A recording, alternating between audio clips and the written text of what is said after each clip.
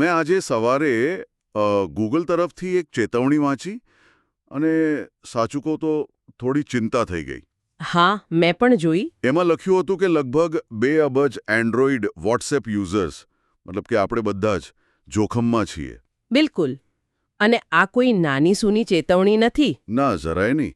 એક એવી ખામી છે જેનાથી હેકર્સ આપણા ફોનમાં પ્રવેશી શકે છે અને આપણે એક ક્લિક પણ કરવાની જરૂર નથી. એ જ તો એની સૌથી ડરામણી વાત છે.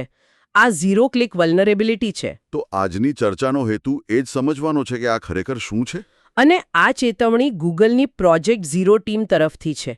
એટલે સમજી લો કે આ ગંભીર બાબત છે. એ લોકોનું કામ જ આવા ઝીરો ડે સ્પાયવેર શોધવાનું છે. તો ચલો આને બરાબર સમજીએ. આ કામ કેવી રીતે કરે છે? મતલબ કોઈ લિંક પર ક્લિક કર્યા વગર કોઈ આપણા ફોનમાં કેવી રીતે ઘૂસી શકે?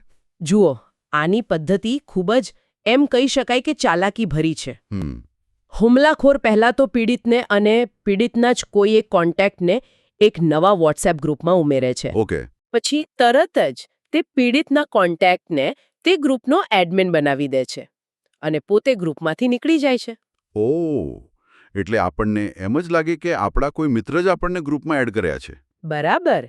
શંકા જ ન જાય. પણ એક મિનિટ, આમાં મારા કોઈ કોન્ટેક્ટને જ એડમિન શા માટે સારો સવાલ છે. બનાવવાની શું જરૂર છે?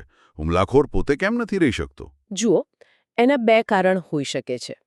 એક તો તમે કહ્યું એમ શંકા ટાળવા માટે.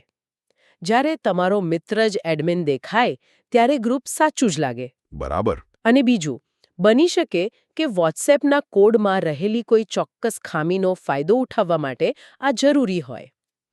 એ પછી ગ્રુપમાં એક ખરાબ ઈરાદાવાળી મીડિયા ફાઇલ મોકલવામાં આવે છે, કોઈ ફોટો કે વિડિયો. અને અહીં જ વોટ્સએપનું ઓટોમેટિક ડાઉનલોડ ફીચર વિલન બની જાય છે, ખરું ને? એકદમ સાચું. તમે આ કહ્યું કે તરત જ મેં મારો ફોન ચેક કર્યો અને મારા ફોનમાં પણ વાઈફાઈ પર મીડિયા ઓટો ડાઉનલોડ ચાલુ જ હતું.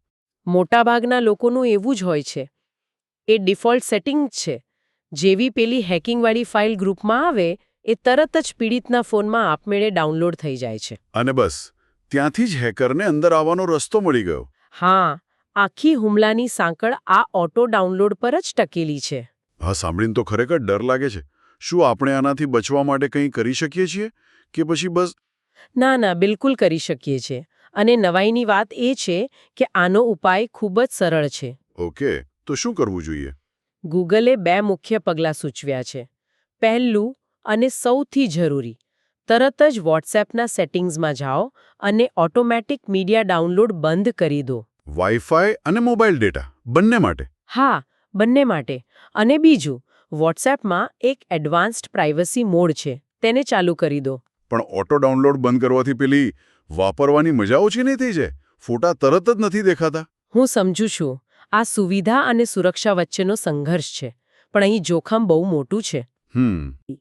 ફાઇલ આપમેળે ડાઉનલોડ નહીં થાય, પણ તમે એક ટેપ કરીને તેને જાતે ડાઉનલોડ તો કરી જ શકશો. હા, એ વાત પણ સાચી છે. 1 સેકન્ડની મહેનત આપણને મોટા જોખમથી બચાવી શકે છે. બિલકુલ. આ આખી ઘટના મેટા અને માર્ક ઝકરબર્ગ પરના વિશ્વાસ પર પણ સવાલ ઊભા કરે છે. જે લેખની આપણે ચર્ચા કરી રહ્યા છીએ તેમાં એક મુકદ્દમાનો પણ ઉલ્લેખ હતો, ખરું ને? હા, જેમાં આરોપ છે કે વોટ્સએપ યુઝર્સના મેસેજ વાંચી શકે છે. જો કે કંપની તો કહે છે કે બધું એન્ડ ટુ એન્ડ એન્ક્રિપ્ટેડ છે. એટલે જ કદાચ લોકો હવે બીજા વિકલ્પો શોધી રહ્યા છે. ચોક્કસ. સિગ્નલ અને ટેલિગ્રામ જેવા વિકલ્પો.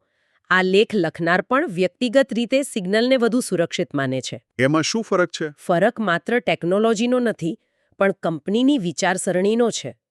સિગ્નલ એક નોન પ્રોફિટ સંસ્થા ચલાવે છે, જેમનો મુખ્ય હેતુ જ પ્રાઇવસી છે. મેટા માટે ડેટા એ બિઝનેસ મોડેલનો ભાગ છે. એટલે આવી ઘટનાઓ આપણને વિચારવા મજબૂર કરે છે કે આપણે આપણી અંગત વાતચીત માટે કોના પર ભરોસો કરવો. બરાબર. તો આખી ચર્ચાનો સાર એ છે કે ખતરો વાસ્તવિક છે, ગંભીર છે, પણ એનો ઉપાય આપણા હાથમાં છે. હા, સદભાગ્ય. વોટ્સએપ સેટિંગ્સમાં માત્ર 2 નાના ફેરફાર કરવાના છે. આ બતાવે છે કે ડિજિટલ દુનિયામાં આપણે કેટલા સક્રિય રહેવાની જરૂર છે. એકદમ. અને આ ચર્ચાના અંતે એક વિચારવા જેવો પ્રશ્ન એ છે કે શું એપ્લિકેશન્સના ડિફોલ્ટ સેટિંગ્સ ખરેખર યુઝરની સુરક્ષાને પ્રાથમિકતા આપે છે? કે પછી માત્ર સુવિધાને? બસ એ જ. અને આપણે આપણા ડિજિટલ જીવનમાં થોડી સુવિધા માટે કેટલી મોટી સુરક્ષા દાવ પર લગાવવા તૈયાર છીએ.